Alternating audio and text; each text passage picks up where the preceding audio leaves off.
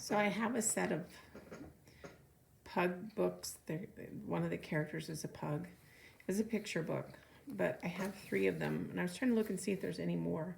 I don't think there's any more that the author has written, but I will show you, I'll read the first one where we meet the pug. The first one is called Say Hello to Zorro. And then Zorro Gets an Outfit is one I have in my room. And Mr. Bud wears the cone of shame. So the dog's names, which we'll meet, this is Mr. Bud, and this is Zorro. Okay. And I was looking on there to see if by chance he'd written any more. I believe it's a he. And as what I could find so far, no, but I'll look and see. These are in my room. I don't keep them out, but I'm going to keep them out now in case anybody wants to read one of the other 2 if I don't get a chance to read them. But I absolutely think they're adorable. So the very first one says, Say hello to Zorro.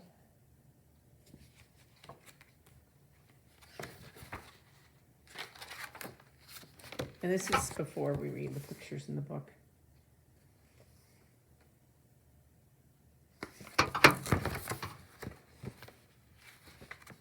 And say hello to Zorro.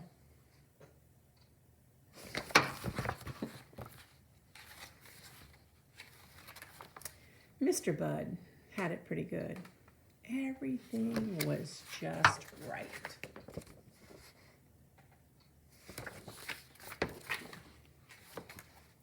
He had his own house, his own bed, his own toys, his own dish, but most of all, was his house and his things.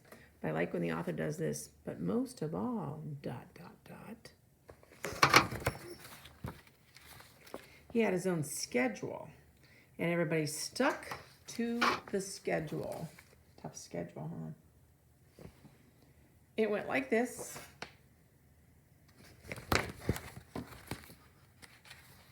One, wake up time. Okay.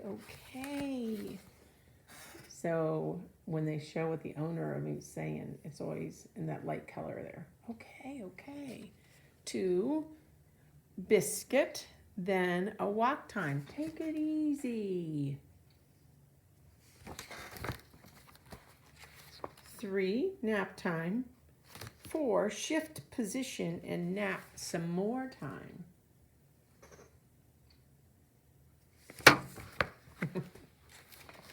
5, wait and watch time. I wonder what he's waiting for. 6, greet and make a fuss time. Okay, good boy. 7, quick backyard time. And then 8, dinner time.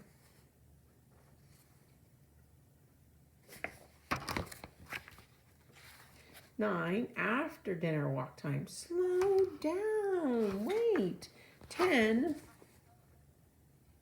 movie, then bedtime.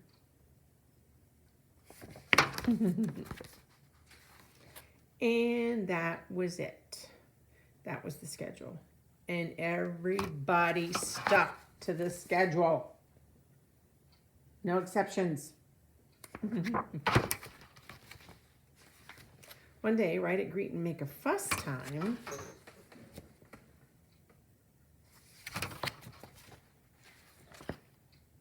there was a stranger. Hey, Mr. Bud, say hello to Zorro. Zorro is moving in with us. Mr. Bud looks excited. Mr. Bud, what kind of name is Mr. Bud? What kind of name is Zorro? Now that they show the dogs talking to each other. And there was trouble. Stop it. No.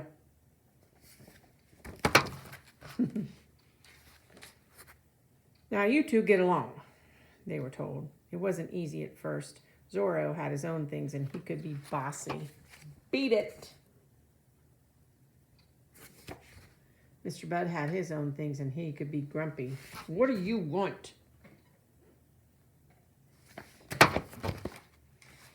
But then something surprising happened.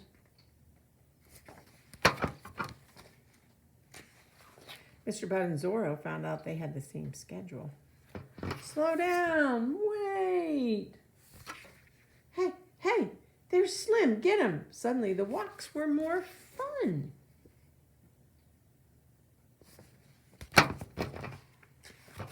Nap time was more comfortable. Okay, all right, calm down. Greet and make a fuss time was much louder.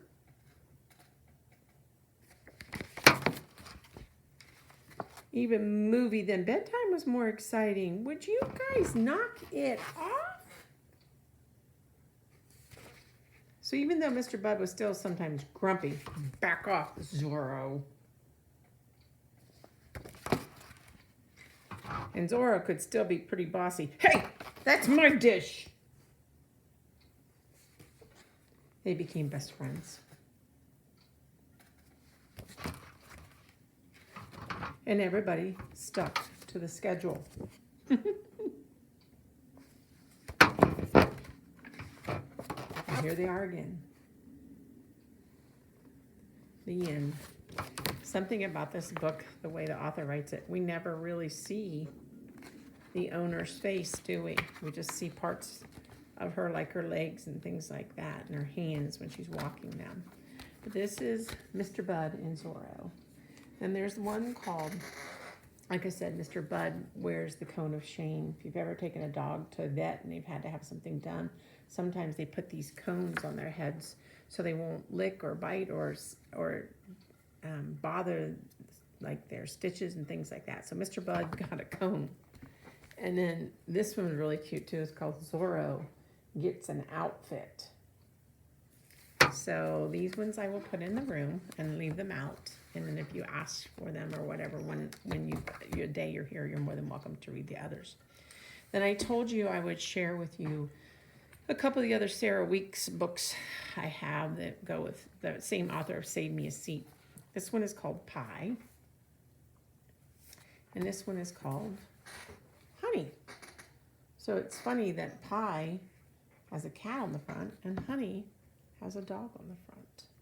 So they're both chapter books, and I have read both of them as read alouds or even just to myself. So those ones are good too. So if you want a book or you want me to do a read aloud book, you need to write a little piece of paper and put it in the basket so I know what we can write, and I'll be glad to read. And then I made my decision on what our next read aloud will be, and I think I'll start it on Monday. And it's called How to Steal a Dog. And it is a chapter book too, so I'll give you a little bit of what's coming up. Georgina Hayes is desperate. Ever since she and her mama and little brother were evicted from their apartment, they've been living in their car. Evicted means forced to move out. So basically they become homeless. And she hates it. It's uncomfortable and embarrassing. The kids at school are beginning to guess that something's wrong, but Georgina can't tell anyone, not even her best friend Luann. With her mama busy juggling 2 jobs and trying to make enough money to move them into a home of their own, Georgina is left looking after her younger brother Toby. And she has her heart set on improving their situation. So when she spots a missing dog poster with the reward of $500, the solution to all her problems suddenly seems within reach. All she has to do is find the right dog to steal. What happens next is the last thing she expected. So she's walked around town seeing all these dog posters. Reward, $500 for lost dog. She gets this idea that she can steal a dog and then put up the reward posters and collect the money. It's a good book. It's a chapter book. It's written by Barbara O'Connor. All right, guys, I'd like to hear what you're reading. Maybe on Flipgrid, what we could do is start a Flipgrid sharing of some like little book talks of books that you've read that we could go in and open it up and see. I'll look in and see if I can get something started like that so we could share what you think is a good book. I would love to see you guys start picking different books and not the same book all the time. The room is full of books in here, and they're just waiting for somebody to read them. All right, see ya.